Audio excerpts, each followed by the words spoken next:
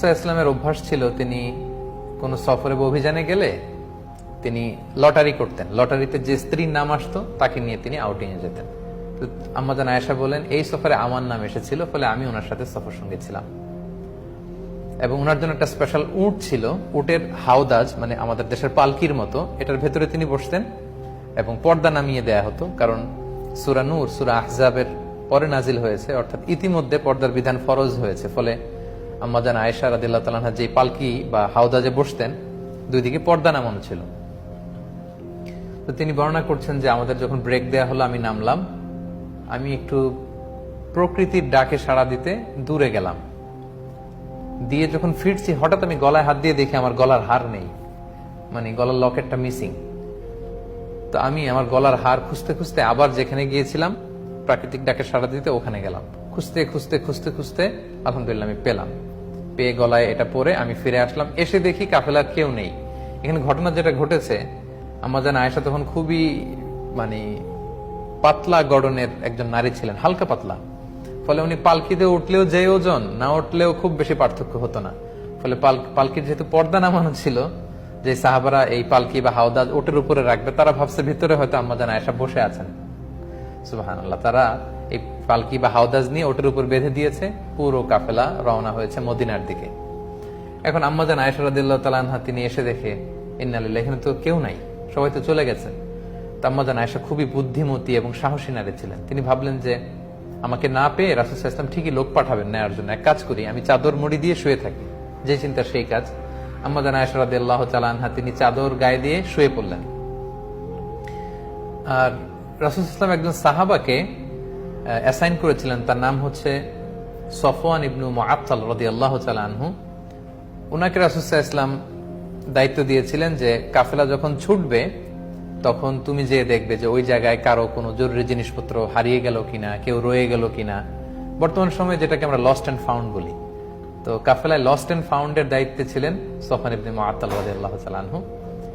তো তিনি দায়িত্ব পালনের জন্য সবাই যখন চলে গেল, ঘুরে ঘুরে দেখছেন কিছু পড়ে রইল কিনা, কারো কিছু মিসিং কিনা। হঠাৎ তিনি মরুভূমির মাঝে দেখেন যে কালো কাপড়ে জড়ানো শুয়ে থাকা এক নারী। কাছে আসলেন, ফজরের সময় হয়ে গিয়েছে। আম্মাজান আয়েশা তিনি ওঠার পরেই আম্মাজান আয়েশা রাদিয়াল্লাহু তাআলা আনহার চেহারা দেখে চিনে ফেললেন, কারণ পর্দার আয়াত নাজিল হওয়ার আগে আম্মাজান আয়েশা রাদিয়াল্লাহু তাআলা আনহার চেহারা তিনি দেখেছিলেন একবার। এই মরুপ্রান্তরে আম্মাজান আয়েশাকে একা পড়ে থাকতে দেখে তিনি ইন্না লিল্লাহি ওয়া ইন্না ইলাইহি রাজিউন, ইন্না লিল্লাহি ওয়া ইন্না ইলাইহি রাজিউন এরকম আওয়াজ করে পড়তে লাগলেন। আম্মাজান আয়েশাও তিনি চেহারা ঢেকে ফেললেন। তখন সফওয়ান ইবনে মুআত্তাল বুঝতে পেরেছেন যে তিনি কাফেলার সাথে যেতে পারেননি। তিনি ইন্না লিল্লাহ ছাড়া আর কিছুই পড়েননি, তাদের মধ্যে কোনো কনভারসেশন হয়নি। সফওয়ান ইবনে মুআত্তাল রাদিয়াল্লাহু তাআলা আনহু ওনার নিজের উটটাকে আম্মাজান আয়েশার সামনে বসালেন। আম্মাজান আয়েশা উটে বসলেন। আম্মাজান আয়েশা রাদিয়াল্লাহু তাআলা আনহা উটের উপরে বসা, আর সফওয়ান ইবনে মুআত্তাল রাদিয়াল্লাহু তাআলা আনহু নিজে উটের রশি ধরে টানতে টানতে মদিনায় পৌঁছলেন। ইতিমধ্যে যখন মদিনায় পৌঁছার পরে রাসূল সাল্লাল্লাহু আলাইহি ওয়াসাল্লাম সবাই জানতে পারলো আম্মাজান আয়েশা নেই, তিনি মিসিং। তখন মুনাফিক সর্দার আব্দুল্লাহ ইবনে উবাই ইবনে সালুল, এই দুষ্ট লোকটা, সে এই স্ল্যান্ডারিং শুরু করলো, রুমর ছড়াতে লাগলো। সে বলল, দেখো তিনি তোমাদের কাছে নবী সেজে বসে আছেন, আর তার স্ত্রী আয়েশা সেই সফওয়ানের সাথে নিশ্চয়ই পরকীয়ার সম্পর্ক ছিল। ফলে তারা মরুভূমিতে রাত কাটিয়েছে, তারা সেখানে ফষ্টি নষ্টি করেছে, অপকর্ম করেছে, নাউযুবিল্লাহ ওয়াল ইয়াযু বিল্লাহ। এটা ছড়াতে লাগলো এবং এই কথা এক কান দুই কান করতে করতে পুরো মদিনায় ছড়ায় গেল। আম্মাজান আয়েশা পৌঁছলেন, তিনি কিন্তু এই কথা কিছুই জানলেন না। আম্মাজান আয়েশা রাদিয়াল্লাহু তাআলা আনহা তিনি মদিনায় পৌঁছার পরই প্রচন্ড জ্বরে আক্রান্ত হলেন, প্রচন্ড জ্বর। আর ওই দিক দিয়ে পুরো মদিনায় এই মুনাফিক এই কথা ছড়াতে লাগলো যে আয়েশা রাত কাটিয়েছে সফওয়ানের সাথে, তাদের মধ্যে সম্পর্ক আছে। দুঃখজনক হলেও সত্য, এই মুনাফিকদের সাথে পড়ে কয়েকজন মুমিন, যেমন রাসূল সাল্লাল্লাহু আলাইহি ওয়াসাল্লামের সভাকবি হাসান বিন সাবিত রাদিয়াল্লাহু তাআলা আনহু, তারপর আবু বকর রাদিয়াল্লাহু তাআলা আনহুর একজন আত্মীয়, তার নাম হচ্ছে মিস্তা ইবনে উসাসা রাদিয়াল্লাহু তাআলা আনহু, এবং রাসূল সাল্লাল্লাহু আলাইহি ওয়াসাল্লামের শালিকা হামনা বিনতে জাহাশ, এই জাতীয় কয়েকজন লোকও এই রুমর, এই গুজবে কান দিয়ে তারা এটাতে ছড়িয়ে পড়লো, জড়ায় পড়লো, তারাও এটা ছড়াতে লাগলো। পুরো মদিনা সমাজের ভেতরে মানে একটা গুরুগম্ভীর অবস্থা। সবার মধ্যে শুধু কানাঘুষা কানাঘুষা কানাঘুষা। তো মজার ব্যাপার, আম্মাজান আয়েশা রাদিয়াল্লাহু তাআলা এগুলো কিছুই জানতেন না। তিনি আল্লাহ আল্লাহ নারী, বাসায় এসে জ্বরে আক্রান্ত, চিকিৎসা নিচ্ছেন, আল্লাহর কাছে দোয়া করতেছেন, তিনি এগুলো কিছুই জানেন না। কিন্তু আম্মাজান আয়েশা এটা টের পেলেন যে রাসূল সাল্লাল্লাহু আলাইহি ওয়াসাল্লাম আগে যে ভালোবাসা দেখাতেন, এই ভালোবাসার এখন দেখান না। শুধু ঘরে আসলে সালাম দেন, কেমন আছো জিজ্ঞেস করেন, এতটুকুই। তিনি একদিন বললেন, ইয়া রাসূলুল্লাহ, আমি অসুস্থ, আমি আমার বাপের বাড়িতে যাব। রাসূল বললেন, যাও। তিনি গেলেন, তখনও জানেন না। বাপের বাড়িতে একদিন নারীদের সাথে করে তিনি মরুভূমিতে প্রাকৃতিক ডাকে সাড়া দিতে যাবেন, তখন একজন তাকে বলল যে আয়েশা, তোমার নামে তো মদিনার সোসাইটিতে এই কথা ছড়াচ্ছে। ওই প্রথম আম্মাজান আয়েশা রাদিয়াল্লাহু তাআলা আনহা শুনে তিনি আকাশ থেকে যেন পড়লেন। তিনি যতটুকু অসুস্থ ছিলেন এটা শুনে মানসিকভাবে আরো অসুস্থ হয়ে পড়লেন। তিনি বলেন যে কাঁদতে কাঁদতে যেন আমার চোখের পানি শেষ হয়ে গেল, যে আমাকে নিয়ে সমাজে এত বাজে কথা হচ্ছে। ঘরে ফিরে আসলেন, আর রাসূল সাল্লাল্লাহু আলাইহি ওয়াসাল্লাম খুব বিব্রতকর পরিস্থিতিতে পড়লেন, কারণ ওনার স্ত্রী, উনি একজন নবী, নবীর স্ত্রীর ব্যাপারে, আমাদের আম্মাজান আয়েশা রাদিয়াল্লাহু তাআলা আনহার ব্যাপারে এমন কথা ছড়াচ্ছে, আর আল্লাহ তাআলাও কিছু জানাচ্ছেন না। রাসূল সাল্লাল্লাহু আলাইহি ওয়াসাল্লাম জনে জন জিজ্ঞেস করলেন যে আলী, তুমি কি মনে করো, আয়েশা কি এটা করবে? আলী রাদিয়াল্লাহু বলেন, আমি তো ওনাকে ভালোই জানি, তবে এত চিন্তিত হওয়ার কারণ নেই রাসূলুল্লাহ, প্রয়োজনে আপনি আরেকটা বিয়ে করবেন।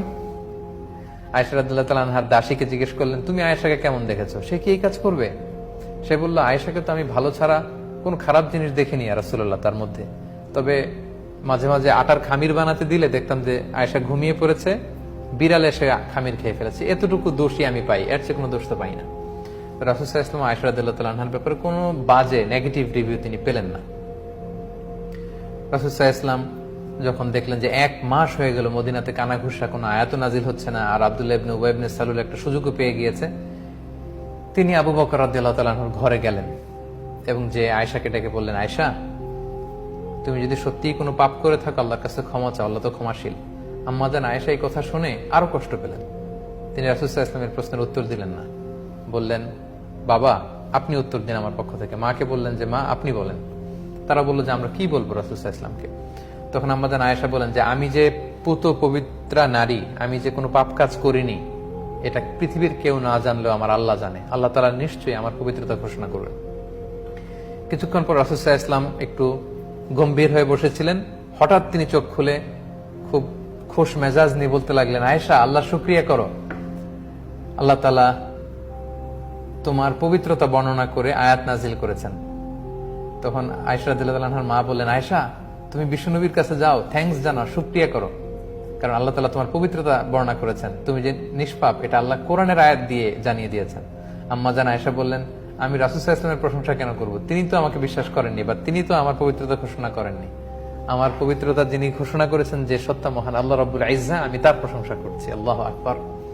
রাসূল সাল্লাল্লাহু আলাইহি ওয়াসাল্লাম তখন এই আয়াত মসজিদে নববীতে গিয়ে সবাইকে জানিয়ে দিলেন এবং বললেন, যারা এই পাপ কাজের সাথে জড়িত তাদেরকে আশীর্বাদ দাও, কারণ আমার আয়েশা পবিত্রা, নিষ্কলুষ, তার চরিত্রে কোনো কালিমা লেপন করার সুযোগ নেই। আল্লাহ তাআলা আরশের উপর থেকে আয়াত নাজিল করে আম্মাজান আয়েশা রাদিয়াল্লাহু তাআলা আনহার পবিত্রতা ঘোষণা করেছেন।